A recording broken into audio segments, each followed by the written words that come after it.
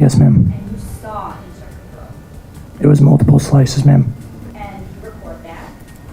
It was on the video, ma'am. Yes. And then as she's lying in the back of the car, you take your cell phone and you continue to record her as she's eating her last meal.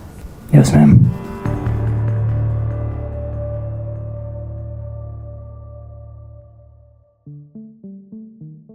Hello, Arya here. I just want to give you a very big thank you for coming along with me once more as I cover yet another horrific crime that took place revolving around the internet.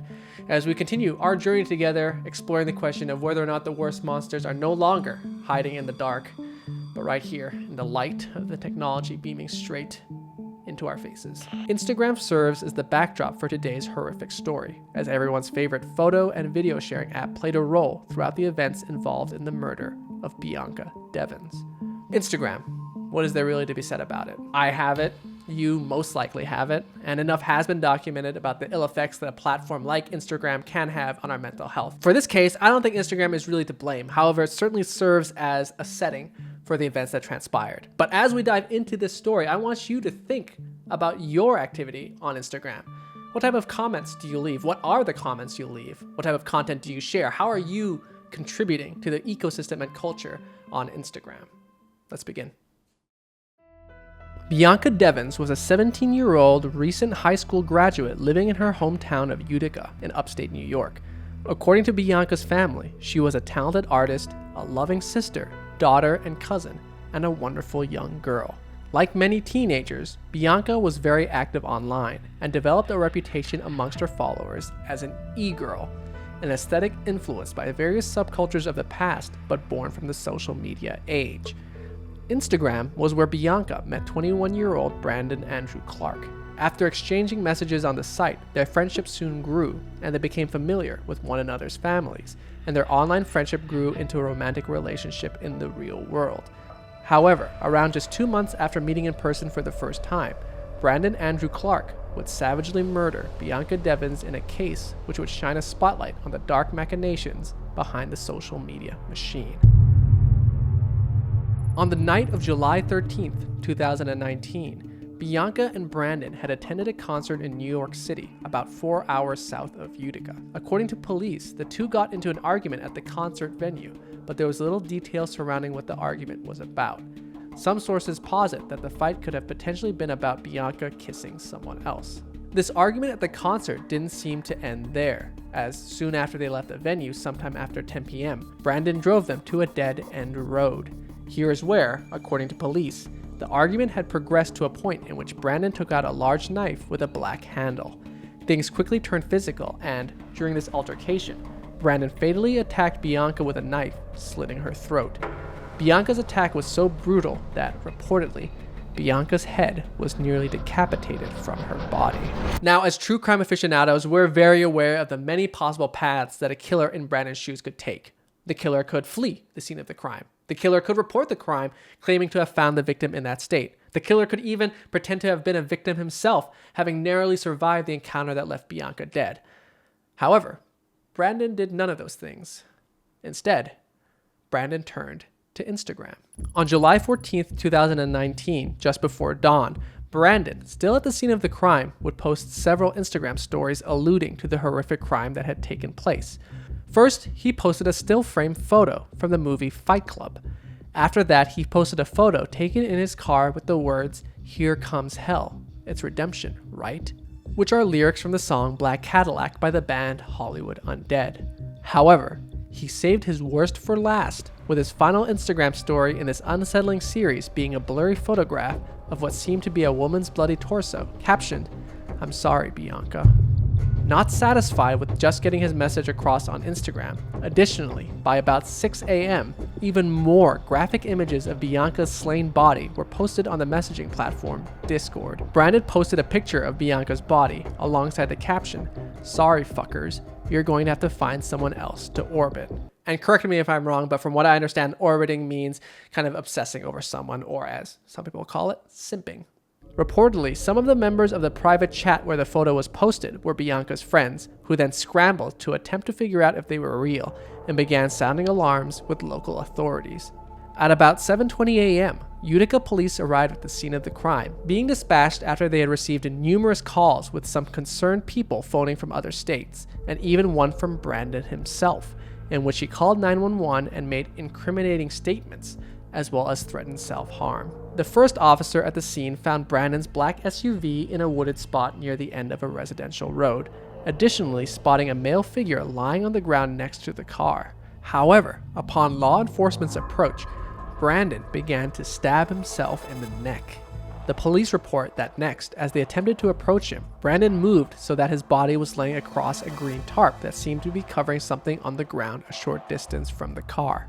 Brandon began taking photos of himself on top of the tarp and posting them to Snapchat. A spokesperson for the Utica Police Department later told BuzzFeed News that as Brandon was posting these stories, the officers had him at gunpoint. In screenshots captured from Brandon's Snapchat stories, Brandon is bleeding from injuries on his neck, lying atop the very tarp the police had found him on. Officers asked Brandon what was underneath the tarp, and at that point, Brandon reportedly confirmed that it was Bianca's body.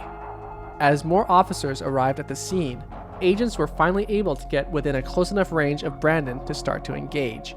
After a brief struggle, they were able to disarm and arrest him. The following day, after receiving emergency surgery for his self-inflicted knife wounds, Brandon Andrew Clark was officially charged with second-degree murder for the brutal killing of Bianca Devins. However, despite what appeared to be a very open and shut case, there are many nuances to this murder which lend themselves to critique, as this murder and its aftermath show the ripple effect of social media. Many would highlight the failure of the social media platforms themselves to protect and censor the violent information being shared by Brandon. BuzzFeed News reported that as of Sunday night, many hours after being posted at dawn, the photo of Bianca's body had only been put behind a sensitive content filter, but it was still up on Brandon's story. At this point, when BuzzFeed News reached out to Instagram, their spokesperson declined to comment. The BBC reports that while Instagram eventually took Brandon's stories down, screenshots suggest that those stories still remained publicly available for over 20 hours. And of course, since Instagram stories expire in 24 hours, this made little difference. Prior to his account being deleted on the Monday following the murder, Brandon's Instagram account profile bio had been updated to read 10/06/1997 to 7/14/19. Just know that I feel no pain now. While Instagram has not confirmed when the first reports of Brandon's violent posts began, in the hours that followed its posting early that Sunday morning, the image went viral with reshares and reposts that reached far beyond the original group of Bianca's concerned friends. By Sunday night, images of Brandon's crimes were also being shared on Twitter, and while many users began to ask that people avoid watching or reposting, unfortunately, their voices were largely drowned out by the viral frenzy. By Monday, when police had confirmed the images were real, Bianca's murder had its own trending hashtag. Hashtag RIP Bianca. Sadly, many of those sharing news of this story with the hashtag were also posting disturbing photos. This is what I was referring to at the start of this video when I was asking you to think about the content that you comment on and the content that you share on platforms like Instagram. And I'm not saying you're the type of person that would go around sharing these disturbing photos for kicks, because the truth is, even if your intentions are entirely good, we sometimes, myself included, get caught up in trying to share content or stories that we want people to turn their attention to, important crises or cases, without really thinking about maybe sharing graphic or disturbing photos is not necessarily the best way to go about it, if that makes any sense. Due to the attention this story was garnering virally, more and more people were trying to learn more about Brandon and Bianca by going directly to their Instagram accounts. Brandon's Instagram saw increased traffic in the day after the murder, gaining thousands of followers in the span of time it took Instagram to take down his account, which critics note took an exceptionally long time, despite the fact that it violated community guidelines. Posthumously, after her death, followers on Bianca's Instagram account also snowballed quickly. According to tracking website Social Blade, Bianca's main Instagram account skyrocketed from 2,000 followers she had prior to her death to over 160,000 followers within weeks of her murder. Even more atrociously, other Instagram users were using this viral moment to try to capitalize on Bianca's follower growth to try to gain more followers of their own. Dozens of users spammed her pictures with despicable comments like, "Follow me! DM me for full video and picture." Others with private pages commented that they had posted images of her body that could only be accessed by following their account. Some attempted to peddle their own products or lead viewers to their own memes. Other users created brand new accounts or temporarily changed their usernames to something similar to Bianca's account, trying to capitalize on this tragedy turned internet moment to gain more followers. When the BBC reported on the case, they reached out to several of the copycat accounts for comment, and one such account stated they had done it for social media clout. People will do anything that gains them followers and some popularity. Another user vowed to stop. However, after an hour of changing it to something different, they reverted back to the offending username. As someone who has been lucky enough to build a decent Instagram following, I've certainly seen my fair share of individuals trying to capitalize on certain moments or trying to do their damnedest to build that follower account. So seeing or hearing about individuals trying to take advantage of someone's death is unfortunately not surprising to me, but it certainly shines a horrifying light on how desperate people can be to grow their following for that clout. In what can be viewed as a slight restoration of faith in humanity, starting the day after the murder, a strong opposition began to form online as well, whose efforts served to counterattack the exploitive, incendiary spam and traumatizing posts. A grassroots campaign of Instagram users decided to adopt the hashtag #PinkForBianca, and they began posting tens of thousands of pastel-colored images of sweet things like flowers, hearts, baby animals, pretty clouds, and landscapes, all directly paying homage to Bianca's own Instagram aesthetic. In doing this, they were largely able to shield Bianca's tagged posts from being overrun by graphic images of her death. Many of these accounts attempting to defend Bianca even after her death were generally run by young women about Bianca's age. The BBC also interviewed users who ran these accounts to get their thoughts, with one of these users, a 21-year-old named Naomi, explaining she joined because I just couldn't let these monsters win. Brandon's sentencing was initially scheduled for April 2020, but the trial as a whole was delayed due to the onset of the coronavirus pandemic. Standing trial with second-degree murder charges, Brandon's initial legal strategy was to plead not guilty to Bianca's murder. However, in a twist to his case, on February 10, 2020, he decided to plead guilty instead and now faces as much as 25 years to life in prison.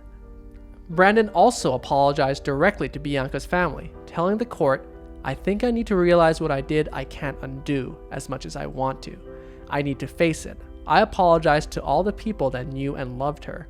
I apologize to everybody affected by this, to everybody who had to see that horrific picture of her. I know sorry is not enough, and it won't take back what I did.